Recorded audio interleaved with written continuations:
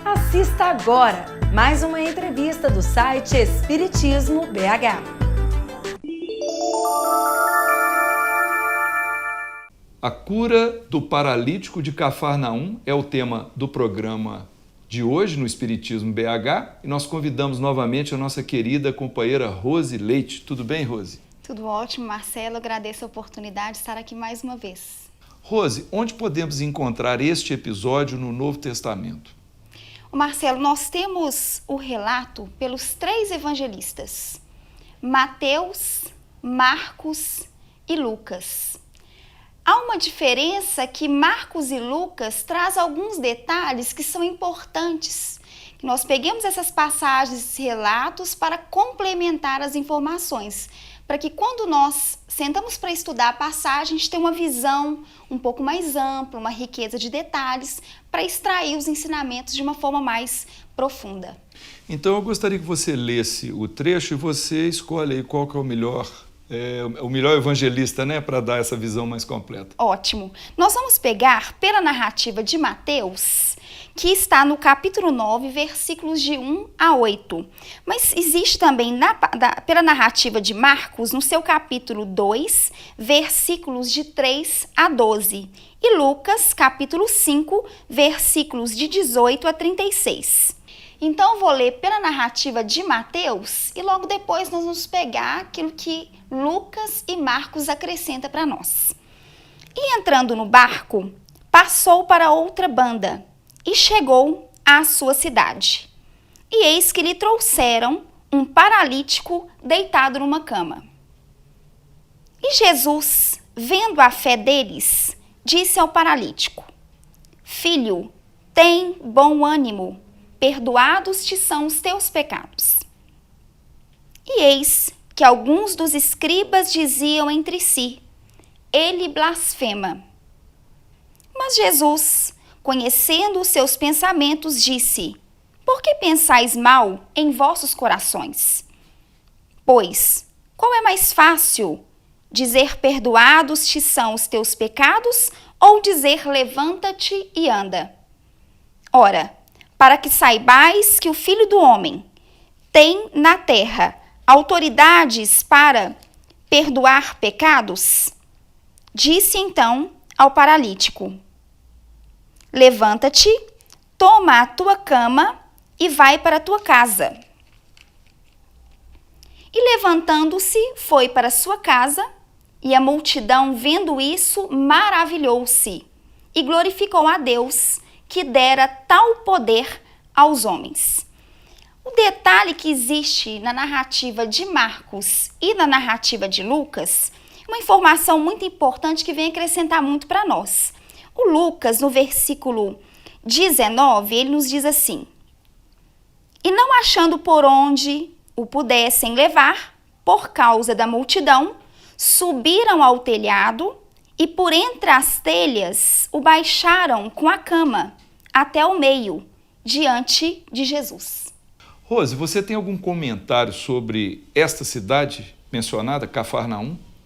Sim, Marcelo. O próprio Mateus Levi nos informa que Jesus então sai de Nazaré e vai morar em Cafarnaum. Cafarnaum significa Vila de Naum. Então, hoje nós temos uma nova forma denominada Cafarnaum, chamada Tel Rum.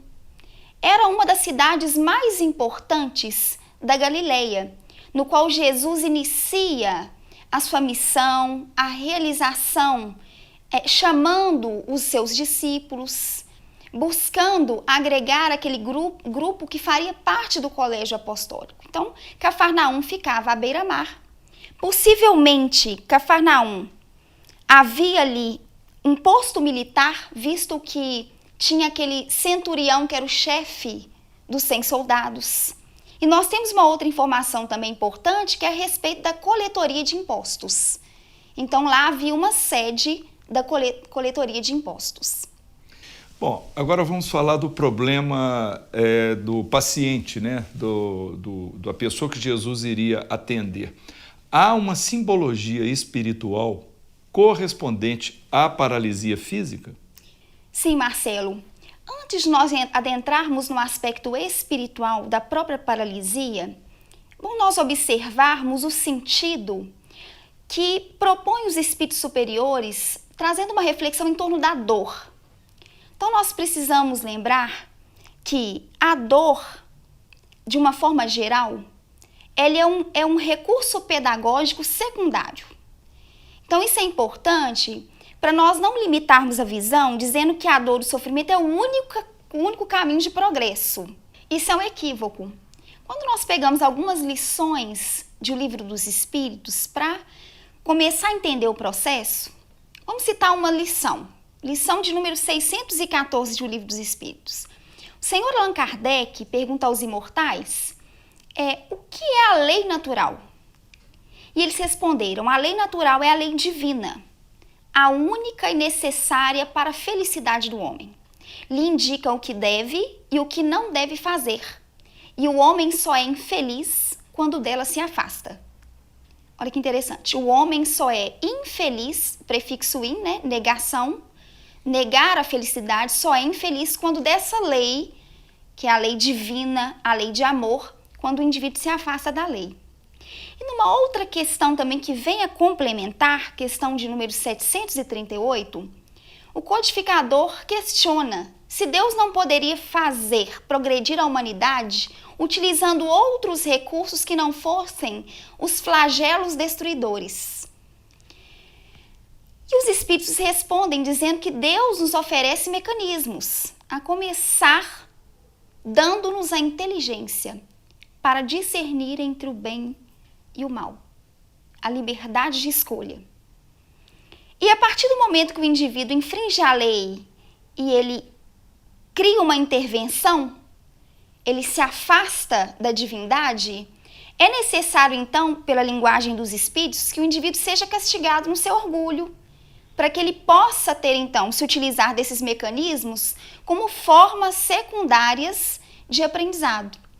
Então, a partir daí, nós já temos uma informação importante dizendo que a dor, a enfermidade, ela é resultado de um afastamento ou uma infração à lei divina. O Emmanuel gosta de dizer, está na obra O Consolador, que o resgate, a oportunidade de reparação é reatar os elos sagrados com a divindade.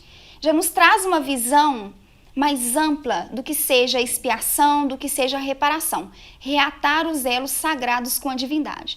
Agora, analisando no aspecto, no desdobramento dessa paralisia, nós temos que observar também que há um outro tipo de paralisia, que não seja uma limitação física. É uma questão mental. Então, em muitos momentos, nós identificamos companheiros de jornada que têm uma limitação muito mais psicológica.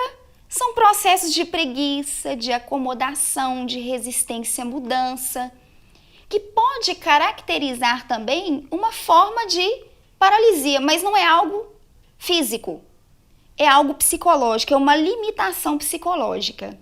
Quantos companheiros que nós temos como exemplo, nós podemos citar no próprio movimento espírita, Jerônimo Mendonça, da cidade de Tuiutaba. Ele era um indivíduo que passou por inúmeras dificuldades, era um paralítico total, era cego das duas vistas e mesmo com todas as dificuldades, ele passava por cima dos obstáculos e era um indivíduo que realizava palestras extraordinárias, falava para um grupo muito grande, porque as pessoas observavam aquele testemunho, observavam a força interior daquele espírito, né? Era chamado de um gigante deitado no movimento espírita. Um grande exemplo para nós.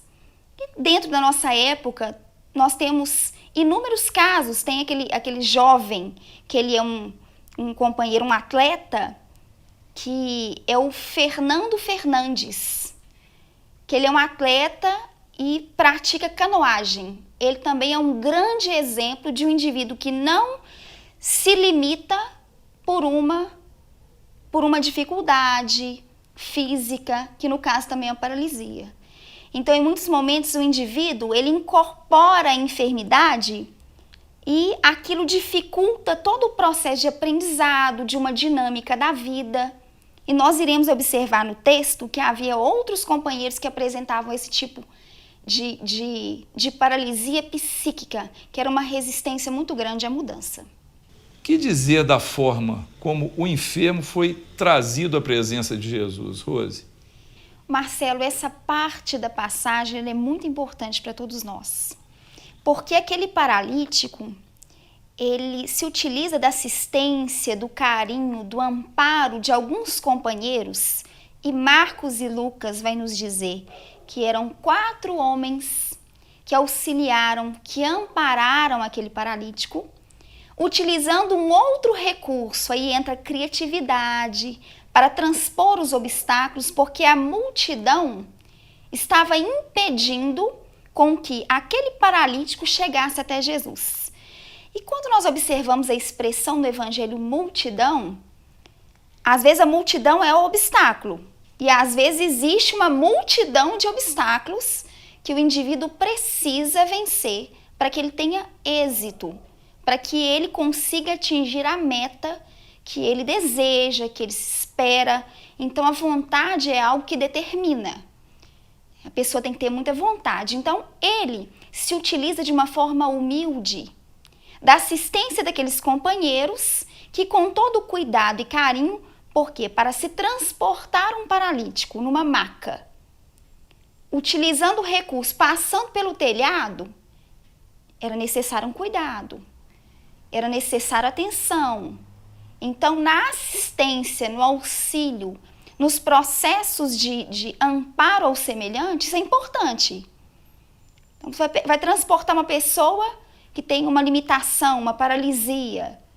Então, o cuidado é extremamente importante. Então, eles fazem isso. Se utiliza da cama, da maca, sobe com aquele paralítico até o telhado, passa pelo telhado e desce, chegando com o paralítico até Jesus. Esse movimento, ele apresenta um conteúdo espiritual muito profundo para todos nós. Porque as subidas, as expressões de subida no Evangelho, desde que esteja conectado com as nossas disposições mais íntimas, apresenta para a gente um esforço na elevação. Então, olha que bonito, ele se esforça junto com os companheiros, aí entra a interdependência, porque é um equívoco o indivíduo pensar que é autossuficiente. Nós precisamos do amparo uns dos outros e ele teve essa humildade. Então, o esforço dele e o esforço dos companheiros subiram. Logo depois, ele é passado por uma abertura no telhado. Isso apresenta para todos nós a abertura mental que precisamos ter para conseguir captar um conteúdo que venha do alto. Se o indivíduo não se eleva, não se coloca numa disposição íntima, uma abertura interior, difícil será o acesso do plano maior no seu próprio campo mental. Então, há uma abertura no campo mental, nessa figura do telhado. E logo depois, o evangelista nos diz, ele desce até Jesus. Esse descer é a volta àquele processo, a dinâmica da própria vida. É o campo operacional. Nós temos essa mesma imagem naquela passagem belíssima narrada por Mateus, que é a transfiguração no Tabor. Jesus toma consigo Pedro, Tiago e João e sobe no monte. Subida, esforço. Chegando lá, ele sobe no monte, o evangelista diz, para orar. Olha a abertura. Olha aquele momento desse elo de ligação entre a criatura e o Criador.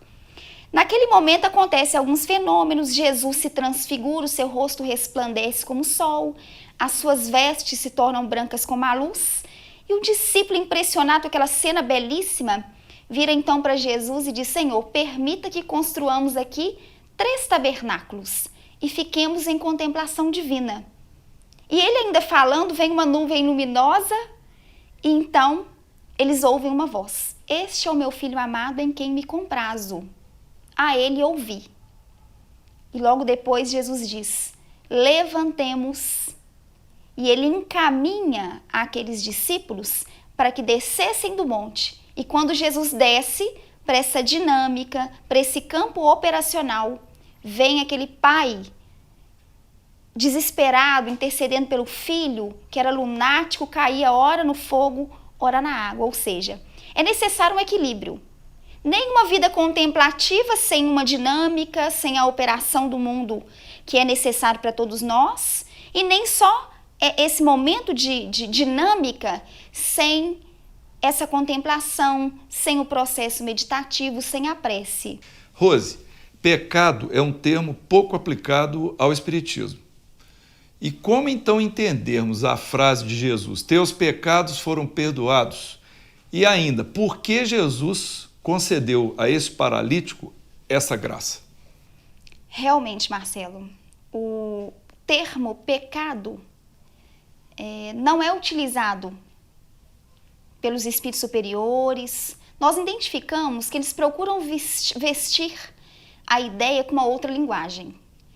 Então, nós começamos a perceber dentro da própria codificação, das outras obras, que os espíritos superiores visualizam aquele que às vezes comete um delito como um aluno num processo de aprendizado.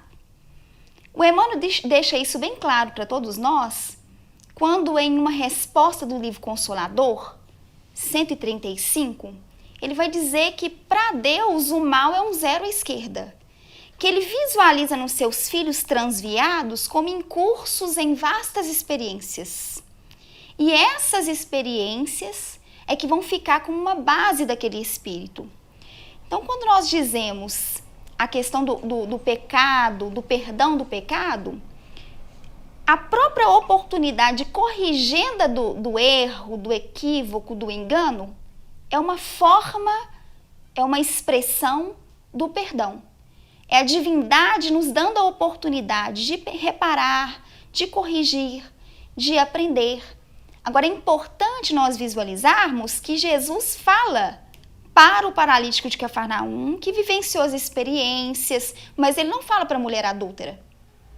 Para ela, ele pergunta, onde estão aqueles que te condenavam? Eu também não te condeno, mas ele adverte, vai e não peques mais. Como o paralítico de Cafarnaum já tinha vivenciado as experiências, ele já tinha, e com certeza Jesus visualiza, porque o mais importante é a cura do espírito. Então, dentro da percepção espiritual que possui Jesus, uma vez que ele percebe que a raiz da enfermidade já não existia, pelas oportunidades, pelas aquisições, pelas experiências, e uma experiência bem vivida, porque isso nos ensina os espíritos superiores, a partir do momento que o indivíduo passa pela dificuldade, pela dor, sem revolta, extraindo daquela dor, daquela experiência, extraindo os elementos importantes, sem desânimo, né, com fé em Deus, com resignação, são muitos valores que o indivíduo consegue adquirir, que o indivíduo consegue, então, angariar na sua própria vida. Então, quando Jesus vira para ele e diz, os teus pecados estão perdoados, ele alivia o processo porque, dentro da concepção da época, eles tinham a ideia de que a enfermidade era fruto, era resultado do pecado, do equívoco. E às vezes também de herança dos pais, né? De herança era transmitido de uma geração para outra. Para outra. Tinha isso também. E isso é muito bem explicado no Evangelho, né? Então, tem aquela passagem do outro paralítico que Jesus diz para ele, estás curado, mas não voltes a pecar, a cometer os delitos para que não te suceda algo pior. Então, essa compreensão que eles tinham era algo...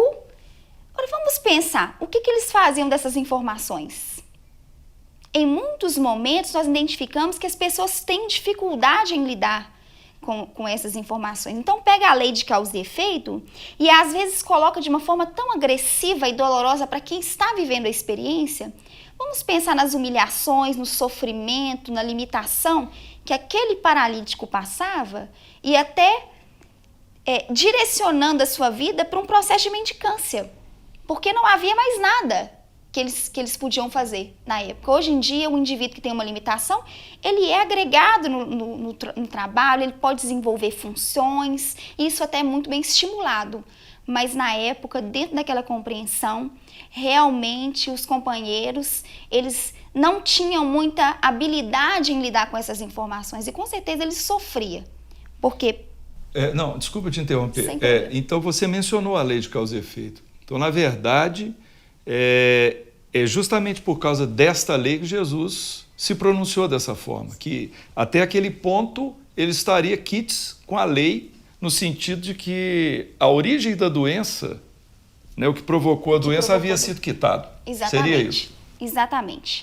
O senhor Allan Kardec, na obra O Céu e o Inferno, traz para todos nós as informações que, frente a um delito, o indivíduo passa por 3 processos. O primeiro dele é o arrependimento. O segundo ponto é a expiação. E a terceira é a reparação. Então, o paralítico de Cafarnaum, ele já tinha passado por um processo no qual ele conseguiu se reajustar novamente com a lei, Jesus visualizando a sua intimidade, a raiz daquela enfermidade, então ele dá essa resposta feliz, dá essa injeção de ânimo, porque uma das colocações belíssimas que o Mateus nos traz é que Jesus diz para ele: filho, tenha bom ânimo, os teus pecados estão perdoados. Isso é interessante porque demonstra que não se tratava de um privilegiado que Jesus resolveu curar. Na verdade, ele estava quitando um processo com a lei divina. Exatamente. Ele tinha passado de forma feliz, ele tinha conseguido extrair daquela experiência dolorosa valores. Mais uma vez, Jesus se depara com escribas e fariseus. Quem eram essas criaturas e por que elas se irritaram com a afirmativa do mestre? É muito bom nós observarmos a figura de escribas, fariseus, doutores da lei. O próprio Allan Kardec nos chama a atenção disso na introdução do Evangelho segundo o Espiritismo. Porque uma vez que nós compreendermos bem o papel de cada um deles, quando nós pegarmos o Evangelho para estudar, nós iremos ter uma visão do papel daqueles companheiros, qual que era a prática que eles utilizavam, as suas crenças. Então, escribas e fariseus eram os doutores, os religiosos da época que interpretavam a Torá. Faziam comentários e em muitos momentos se sentiam separados, privilegiados, adoravam as práticas exteriores, os ritos, e em muitos momentos, muitos deles, coração cristalizado, orgulho, né? Então eles tinham essa dificuldade e tinha uma resistência muito grande, alimentava uma antipatia contra os inovadores. Então, algo que fugia daquilo que era do campo do interesse deles, que ferisse o interesse, eles já ficavam extremamente irritados, né? Porque mexia no interesse. Eram duelos intelectuais, né, que eles se lançavam. Sem dúvida. Atritos. Interpretavam e em muitos momentos se sentiam donos da donos verdade. Da religião, donos de Deus. Da verdade. Donos da verdade. Não viam autoridade nenhuma acima daqueles que possuíam essas autoridades, essas credenciais humanas. Interessante que o evangelista diz que eles estavam assentados. Esse assentados traz um sentido espiritual importante para nós, porque aí fica aquela dúvida. Nós temos que começar a observar quem, então, no caso aqui, que era o mais paralítico.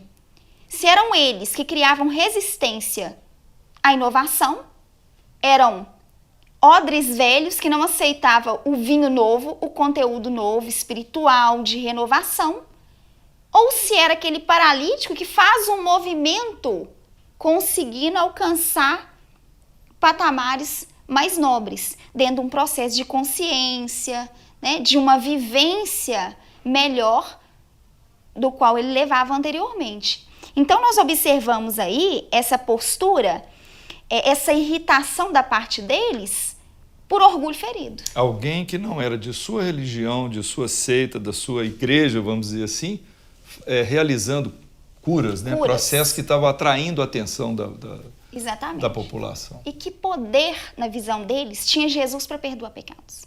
Pois é. E, Rose, Jesus percebe o que se passava no íntimo dos seus detratores. Isso foi dito aí, né? Por que isso, hein? Pois é, Jesus sondava os corações. Os benfeitores espirituais, eles têm uma percepção. Isso é uma condição do próprio espírito.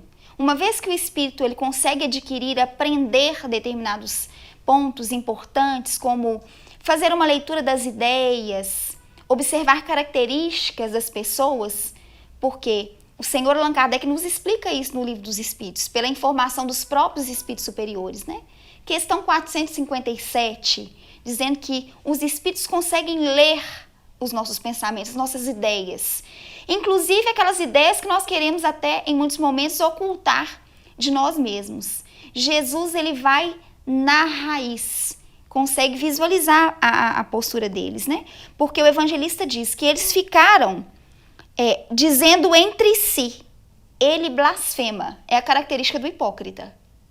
Falaram entre si, em nenhum momento se aproximaram de Jesus para questionar com qual autoridade ele perdoava um pecado, mas falavam entre eles. Jesus, então, sondando os corações, faz uma pergunta.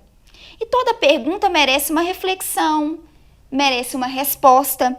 Interessante que a pergunta que Jesus faz é o seguinte: por que pensais mal em vossos corações? Interessante, Marcelo, que pode alguém pensar assim, mas pensamento no coração? Que coisa estranha, soa de forma estranha, né? O Emmanuel nos explica isso.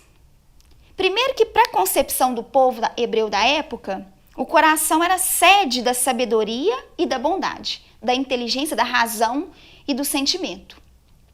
O Emmanuel nos diz que a mente é o espelho da vida em toda parte. O sentimento capta a ideia e através dos pensamentos há um processo. Então, Jesus observa aquilo que estava num sentimento impuro, que era visualizar Jesus e por trás fica questionando, mas ele tá perdoando pecado com qual poder? Então Jesus consegue perceber que no sentimento deles há impureza, um orgulho cristalizado, uma intolerância, a resistência à inovação.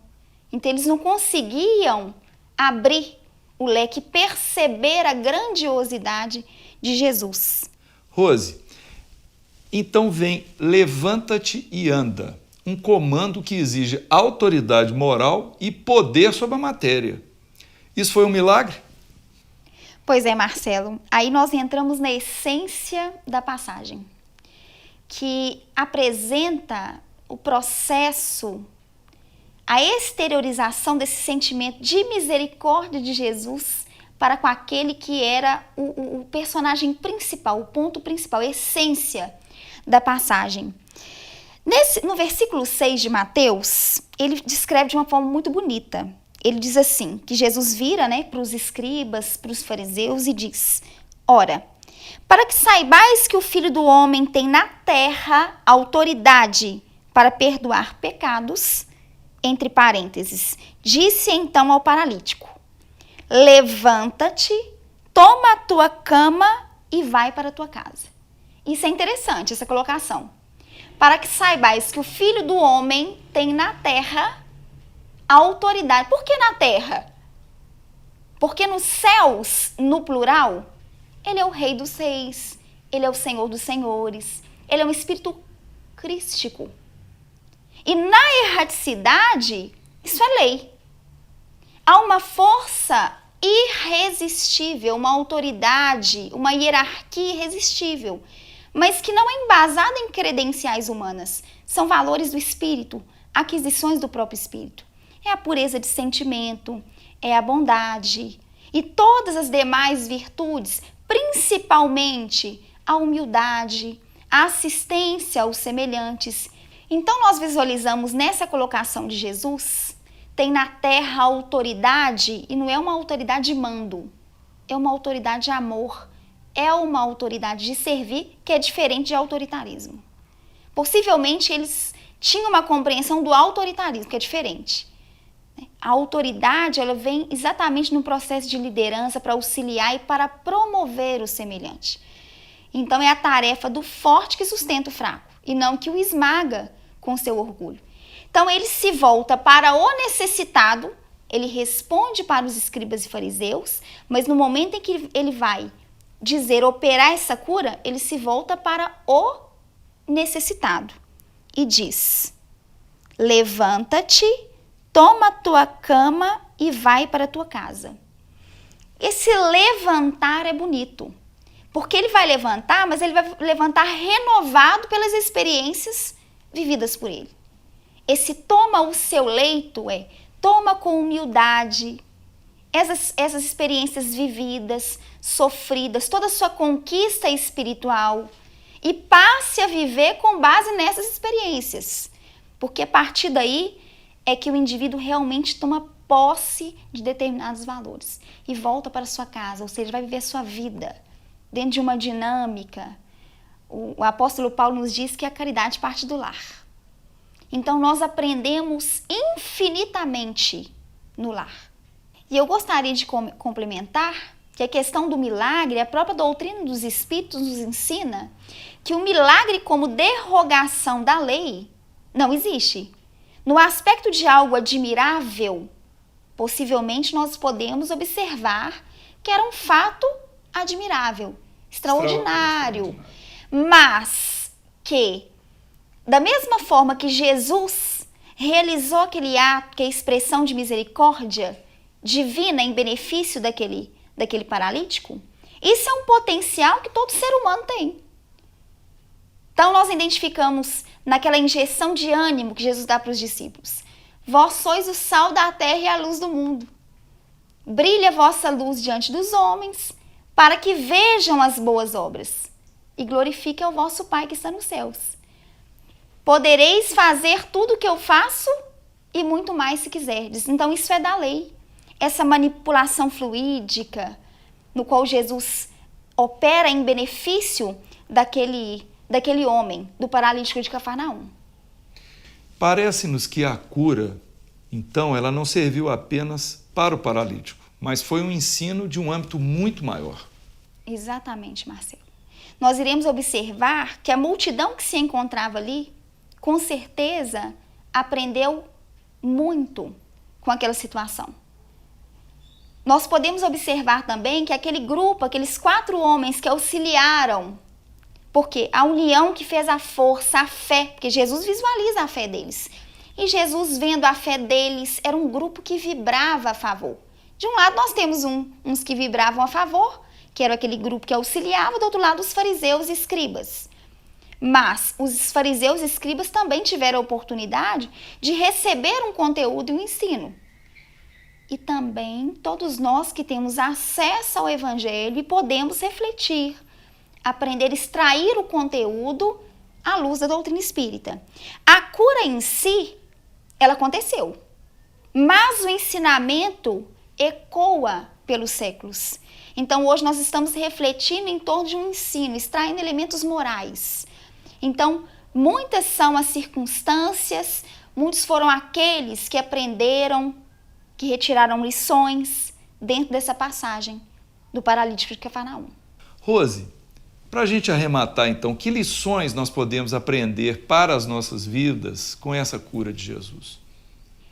Primeiro ponto é a vontade e o desejo de ser curado do paralítico. O segundo ponto que é importante para nós é esse amparo daqueles companheiros que, na impossibilidade dele por si mesmo buscar Jesus, prestaram essa assistência. O segundo ponto é a humildade dele de aceitar essa assistência dos companheiros. Um outro ponto importante é que fique para todos nós também uma advertência dessa postura dos fariseus, escribas, essa resistência à mudança. É necessária uma abertura nossa, é necessário um desejo sincero. Então, todas as vezes que nós sentarmos para estudar o Evangelho, é necessário estarmos realmente movidos de interesse de assimilar o conteúdo, de que isso possa, de fato, fazer uma diferença na nossa vida. Rose, obrigado por mais essa sua participação aqui no Espiritismo BH. Marcelo, eu que agradeço a oportunidade, rogando a Jesus que abençoe a todos nós, para que nós possamos perseverar e ter êxito na caminhada. Muito obrigada.